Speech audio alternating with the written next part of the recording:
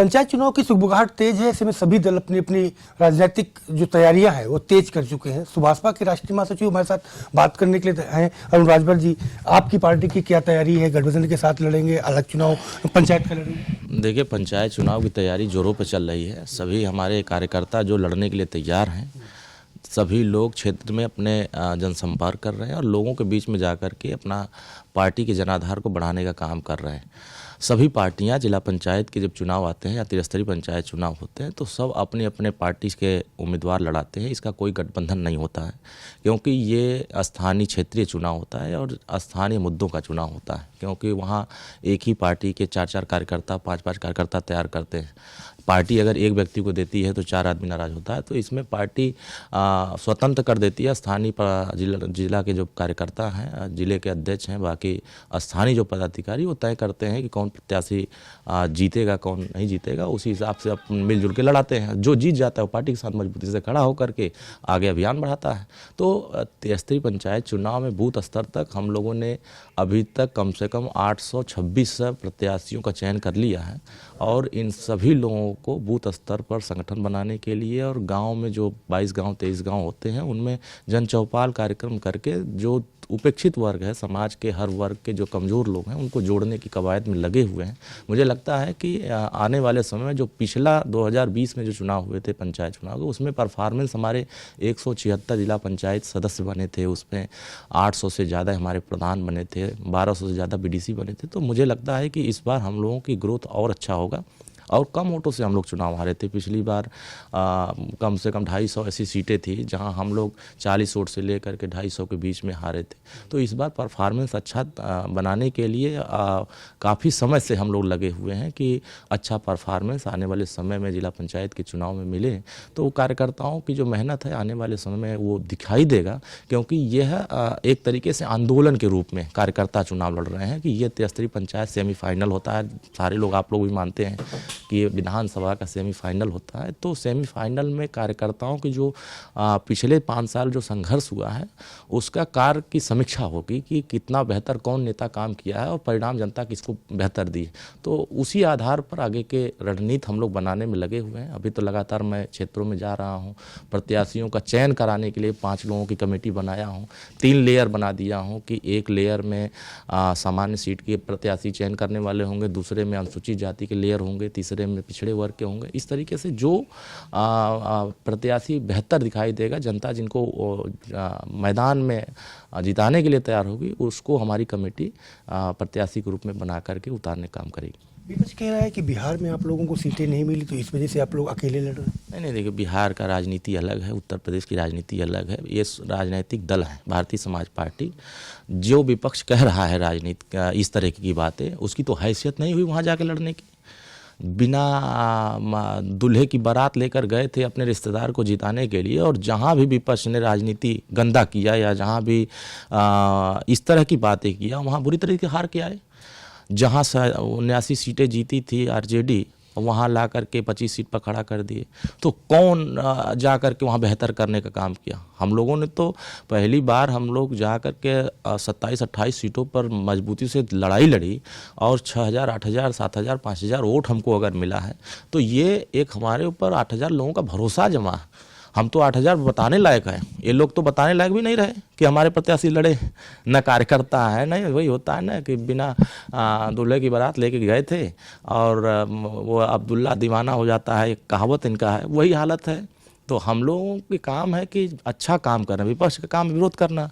वो अच्छा कोई बता सकता है कि हम लोग अच्छा काम कर रहे हैं? हमेशा से बुराई करते हैं। तो जनता के बीच में लगातार जो पार्टी संघर्ष कर रही है, पिछड़े, गरीब, कमज़ोर, दलित, उपेक्षित वर्गों के बीच में जो उनके हकों की आवाज़ बन रही है, इससे विपक्षी को परेशानी हो रही है कि अब हमारे साथ कमज़ोर समाज, पिछड़े वर्ग, दलित वर्ग, ये समाज के हर वर्ग के जो उपेक्षित हैं वो उनके साथ नहीं जा रहे हैं। इसलिए चिंतित हैं, क्योंकि आने वाले समय में जो परिणाम बिहार का मिला है, इससे इन लोगों की चिंता बढ़ गई है कि उस चिंता में वो लोग सोच नहीं पा रहे हैं कि अब हम 27 में हमारा क्या हाल होगा। तो जैसे देखा होगा 17 में 47 पर थे और 22 में 100 पार पहुँचे थे, तो उसमें हमारा भी योगदान था, लेकिन वो मानने को तैयार नहीं होते।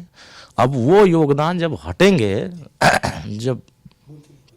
जब हटेंगे वहाँ से अब 27 का जब चुनाव होगा फिर 47 से 17 पे आ जाएंगे, तब पता चल जाएगा कि अब भारतीय समाज पार्टी की ताकत क्या है, एनडीए गठबंधन की योजनाएं क्या थी और जनता के बीच में काम कैसे हुआ था। आरक्षण को लेकर के जो एनडीए के साथ कमिटमेंट आपका हुआ था उस पर क्या चल रहा है? देखिए, आरक्षण एक प्रक्रिया है संवैधानिक रूप से, जो पिछड़े वर्गों को, दलित वर्गों को और कमज़ोर वर्गों को जो बाबा साहब ने दिया है उसको उन तक पहुंचाने के लिए हम लोगों ने पूरे देश में 27% और 22% में कोटा कराने का जो अभियान चलाया था, उसमें सारे विपक्ष के नेता जितने हैं वो विरोध कर रहे हैं। वो नहीं चाह रहे हैं कि पिछड़े दलित वर्गों को हिस्सा मिले, सम्मान मिले, उनकी भागीदारी हो, उनको न्याय मिले, उनकी सुरक्षा हो। लेकिन अभी आपने देखा होगा कि जब हम लोगों ने 2017 में इसकी अभियान तेज किया कि कमज़ोर वर्गों को आरक्षण मिलना चाहिए, तो जो मजबूत विपक्ष का राजनीतिक दल है वो इसके खिलाफ खड़े हो जाते हैं। तो हम लोग तो अभियान चलाए, हम लोग सफल हैं।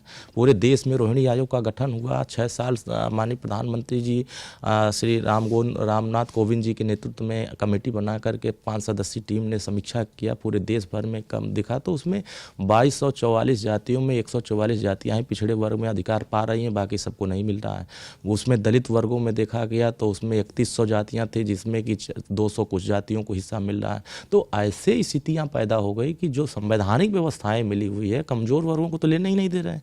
मजबूत वर्गों के पीछे ये लोग खड़े हैं, हम लोग कमजोर के साथ खड़ा होकर काम करना चाहते हैं। इसीलिए हम लोगों ने जो लड़ाई आगे बढ़ाया कि देश में पहले जाति जनगणना हो जाए, किस जाति की सामाजिक स्थिति क्या है, शैक्षणिक स्थिति क्या है, राजनीतिक क्या है और उनकी भागीदारी अब तक क्यों नहीं हो पाई, इसकी समीक्षा हो जाए। जब जातियों की गिनती हो जाएगी, उनकी सामाजिक स्थिति का पता चल जाएगा, तो सरकार उस हिसाब से बजट बनाएंगे। और 27% आरक्षण को जिस तरह माननीय सुप्रीम कोर्ट कह रहा है कि जब तक कोटे में कोटा नहीं करेंगे तब तक इनको भागीदारी नहीं मिलेगी, तो जाति जनगणना की रिपोर्ट आने के बाद जातियों के आंकड़े पता चल जाएंगे। उसी आधार पर कोटे में कोटा दलित पिछड़ों का करके सबकी भागीदारी, जिसकी जितनी हिस्सा उसकी उतनी भागीदारी तय हो जाएगी। तो हम तो अपने अभियान में सफल दिख रहे हैं। हम पूरे प्रदेश, पूरे देश में, आप बताइए, एक भी नेता समाजवादी का हो या कांग्रेस का हो, एक भी नेता रोहिणी आयोग की रिपोर्ट लागू कराने की बात नहीं करता। क्या यह सामाजिक न्याय के पक्षधर नहीं है? बाबा साहब भीमराव अम्बेडकर ने सामाजिक न्याय के लिए संविधान व्यवस्था दिया था। लोहिया जी ने सामाजिक न्याय की बात किया था। और जिसको ये लोग मानते हैं अब महापुरुष, वो लोग भी सामाजिक न्याय, लेकिन ये सामाजिक न्याय के दुश्मन हैं। ये सामाजिक न्याय दिलाना नहीं चाहते। अगर ये सामाजिक न्याय के पक्षधर होते तो रोहिणी आयोग बताते हैं, मैंने 37 सीट जीता, फलाने जाति को फलाने जाति को गिनाते हैं ना विपक्ष के लोग, इतने लोग जिता के लेके आए। तो एक को तो नेता नहीं बोलता है संसद में। अगर लोकसभा के संसद में एक भी नेता बोला हो कि नहीं प्रधानमंत्री जी ये रोहिणी आयोग की रिपोर्ट लागू कर दीजिए जिससे कमजोर पिछड़े वर्गों को सामाजिक न्याय मिल सके, अभी किसी ने नहीं बोला। अगर किसी ने बोलने का काम किया है सड़क से लेकर सदन तक, तो भारतीय समाज पार्टी माननीय ओम प्रकाश राजभर जी के अलावा कोई नहीं बोलने का काम किया है। हम तो लड़ाई लड़ रहे हैं ना समाज के हर वर्गों को न्याय दिलाने के लिए। वो तो किसकी लड़ाई लड़ रहे हैं? वो सिर्फ अपनी लड़ाई लड़ रहे हैं। इसलिए अभी फर्जी पीडीए लेके नारा लगाते हैं और जब इनको सत्ता मिल जाती है तो पीडीए भूल जाते हैं। अभी आप 2013 इनकी सरकार रही, 3 अक्टूबर 2013 को इलाहाबाद हाई कोर्ट ने इनको एक निर्देश दिया था कि आप 42,000 पुलिस की भर्ती निकाले, उसमें पिछड़े वर्गों की भागीदारी करो। तो इन्होंने इटावा, सैफई, रामपुर, कन्नौज के लोगों की भागीदारी कर दिया, पूर्वांचल के लोगों को शून्य कर दिया। अब उनको न्याय दिलाने का जब समय था, जब इनको राजभर को हिस्सा देना था, प्रजापति को देना था, लोहार को देना था, विश्वकर्मा को देना था, अर्कवंशी को देना था, बंजारा को देना था, बारा का देना था, तब इनको वो जाति याद नहीं आई। जब ये सत्ता से बाहर होते हैं तो ये सभी जातियाँ उनको याद आने लगती है कि भैया हम सामाजिक न्याय की बात कर रहे हैं, हम आपके समाज को हिस्सेदारी देना चाहते हैं। आप बताइए, इस देश के राष्ट्र के निर्माण में महाराजा सुहेलदेव राजभर ने इस देश की रक्षा किया, इस देश की सुरक्षा किया, इस देश की विरासत को जिंदा किया। क्या कभी समाजवादी पार्टी के बैनर पर महाराजा सुहेलदेव राजभर की फोटो देखा? क्या कभी उनके मंचों से इनके नाम की चर्चा किया? ये राष्ट्र के रक्षक रहे, जिन्होंने राष्ट्र की रक्षा किया, सनातन की रक्षा किया, भारत के विदेशी आक्रांताओं से भारत को लूटने से बचाया। अगर ये इस देश के रक्षक रहे हैं तो राष्ट्र के महापुरुषों का ये सम्मान क्यों नहीं करते हैं? और देश के प्रधानमंत्री या प्रदेश के मुख्यमंत्री माननीय ओम प्रकाश राजभर जी अगर हमारे महापुरुषों की पहचान कराने में लगे हुए हैं, तो ये विपक्ष के लोग उस औरंगजेब को मनाने में लगे हैं, वो उनको अपना आदर्श बताने में लगे हैं। तो उनके आदर्श कहाँ जा रहे हैं और हम लोगों की विरासत किधर जा रही है कि हम लोग आने वाली पीढ़ियों को उनके बारे में बता सकें। आज तमाम ऐसे खेत सिंह खंघार इनकी मूर्ति कभी समाजवादी पार्टी लगाने की बात नहीं करती या इनके नाम की जिक्र नहीं करती है। सल्ही सिंह हरकुवंशी की बात नहीं करती है, महाराजा सुहेल राजभर की बात नहीं करती है, छत्रपति साहू जी महाराज की बात नहीं करती है। तमाम जितने हमारे बहुजन नायक हैं इनकी बातें नहीं करते हैं। और जब ये अभी देखा ब्राह्मण समाज चल के चर्चा हो रही है तो 2022 में यो फरसा लेके चले थे, देखा ना कि अब तो गए थे कवर करने के लिए कि फरसा उठाए कि ब्राह्मणों का सम्मान हम करेंगे। और जब वोट नहीं मिला तो ये कहाँ चले गए? जब वोट नहीं मिला तो फरसवा अपने आप गिर गया, कहे ये सब गड़बड़ आदमी है, इनके साथ नहीं जाना है, ये गलत आदमी है। अब आप सोचिए कि 2022 में वोट लेने के लिए फरसा लगाते हैं और 2024 में उस फरसा पर जो है सलामी करने भी नहीं जाते। तो ये जो दोहरा चेहरा है समाजवादी का या कांग्रेस पार्टी का, ये दोनों लोगों की बातों में समान विचारधारा मैच ही नहीं करे। अभी देखो SIR हुआ, अब SIR में समाजवादी पार्टी कह रही है कि हमने अपना BLA बना करके सभी बूथों पर हमने वोट चढ़वा लिया, बनवा लिया। अब कांग्रेस क्या कर रही है? वोट चोरी हो रहा है एक तरफ कांग्रेस कह रही वोट चोरी हो रहा है और समाजवादी कह रही है कि नहीं हमने अपना काम कर लिया। अब आने वाले 27 में जब ये पूरी तरह से पराजय हो जाएगा इनका, तब ये कहेंगे कि नहीं EVM में गड़बड़ी आ गई, संगठन जमीन पर काम कर नहीं रहा है, जनता इनके साथ जा नहीं रही है, MY फैक्टर के अलावा इनके साथ कोई जाने को तैयार नहीं है। उसमें भी 25% 30% हमारे साथ आ रहे हैं NDA के साथ। तो बहुत सारे लोगों को आज हमारी सरकार ने जो योजनाएं जमीन पर पहुंचाया है बिना जाति धर्म मजहब देखे। आप बताइए मुस्लिम समाज में कहीं हमारे योजनाओं में लिखा है कि इनको नहीं मिलेगा? लेकिन विपक्षी क्या कहते हैं कि सरकार भेदभाव कर रही है।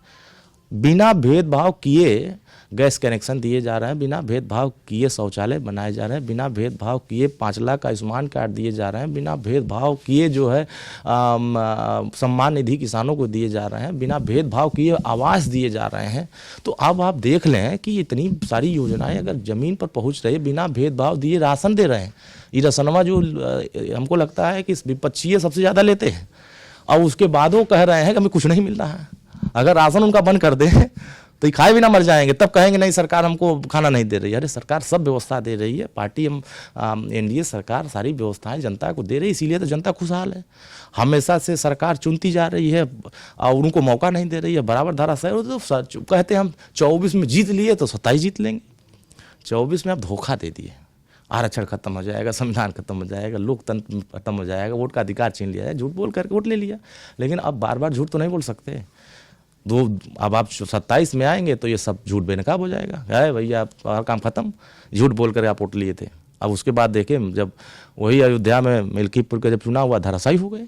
तो जनता को एक बार आप बरगला सकते हैं, 2 बार बरगला सकते हैं, बार बार नहीं बरगला सकते हैं। तो अब जनता बहुत समझदार है, उनको लग रहा है कानून की राज उत्तर प्रदेश में स्थापित हुआ है, दंगा युक्त उत्तर प्रदेश हुआ है, अपराध को कम करने का प्रयास किया गया है और पूरी तरीके से आतंकवादी गतिविधियों को रोकने का प्रयास किया गया। तो जनता को लग रहा है ना कि 2017 से पहले की क्या परिस्थिति थी, 2017 के बाद क्या परिस्थिति आई। तो बदलाव जो राजनीति में हुआ है तो जनता को भरोसा हो रहा है और उसी भरोसे के साथ जनता हमारे साथ खड़ी है। एक सवाल अंतिम मेरा और कि जब बात फरसा की हुई है तो अभी बैठक भी हुई थी फरसाधारियों की और विपक्ष कह रहा है कि फरसाधारी सरकार से नाराज है। नहीं, ये तो वो उनको लग रहा है ना। अब उनके पास बेचारे लोगों के पास ब्राह्मण नेता बचे नहीं जो थे सब धाराशायी हो गए, खत्म हो गए, हमारे साथ आ गए। अब उनको चिंता सता रही कि अब हमारे पास नेता कैसे आएगा। अब वो किराए पर मंगा रहे हैं कि अरे भाई ऑफर दे रहे हैं ना, हमारे साथ आ जाओ, हमारे साथ आ जाओ। जब सत्ता में रहे तब तो आपको ये याद नहीं आए। अगर वो बैठक कर ही रहे हैं तो अगर वो अपने समाज की रक्षा सुरक्षा सम्मान भागीदारी न्याय के लिए अगर बैठक कर रहे हैं तो उसमें उनको क्या आपत्ति है? भाई हम भी बैठक कर रहे हैं। और अच्छा ऐसा नहीं है कि ये पहली बार बैठक हुआ, पिछला सदन चला, क्षत्रिय समाज का बैठक हुआ। तो अगर वो बैठक करके न्याय की बात कर रहे हैं, अपने सम्मान के समाज को न्याय दिलाने की बात कर रहे हैं, भागीदारी की बात कर रहे हैं, तो इसमें विपक्षियों को क्यों तकलीफ हो रही है? इसका मतलब कि उनकी बैठक उनके यहाँ जो है कोई जाने को तैयार नहीं है, उनकी बैठक का कोई मतलब नहीं निकल रहा, हमारी बैठक का मतलब निकल रहा है। तो यहाँ क्या है कि उन लोगों का काम है लड़ाना, हम लोगों का काम है जनता के बीच में सरकार की योजनाओं को धरातल तक पहुँचाना। तो अब उसमें ब्राह्मण ये बैठक कर रहे हैं, क्षत्रिय ये बैठक कर रहे हैं। अरे भाई यहाँ तो हर समाज, अभी कुर्मी समाज बैठक किया लेकिन उनकी चर्चा नहीं हो रही है। अभी निषाद समाज की बैठक हुई, किसी ने चर्चा नहीं किया। मतलब आप हर समाज के बीच में बैठक करने में भी आपत्ति हो रही है। मतलब विपक्ष को इतना तकलीफ हो गया है कि बैठक करने में भी तकलीफ बढ़ गई है। तो मुझे लगता है कि अब वो लोग भी मान चुके हैं कि सभी लोग आपस में बैठक करके इस प्रदेश को विकसित उत्तर प्रदेश बनाने के लिए, समाज के हर वर्गों को सामाजिक न्याय दिलाने के लिए जो प्रयास कर रहे हैं, उस प्रयास में वो लोग सफल नहीं हैं, हम लोग सफल हो रहे हैं, इसलिए उनको तकलीफ हो रही है। बहुत शुक्रिया हमसे बात करने के लिए। तो आपने सुना अरुण राजभर को, जिनके साफ तौर पे कहना है कि एनडीए की सरकार में गरीबों को पूरा हक मिल रहा है और यही वजह है कि 27 में एक बार फिर से एनडीए फतेह करेगा। कैमरा पर्सन CBN तिवारी के साथ Sanjay Chauhan, live news X, Lucknow.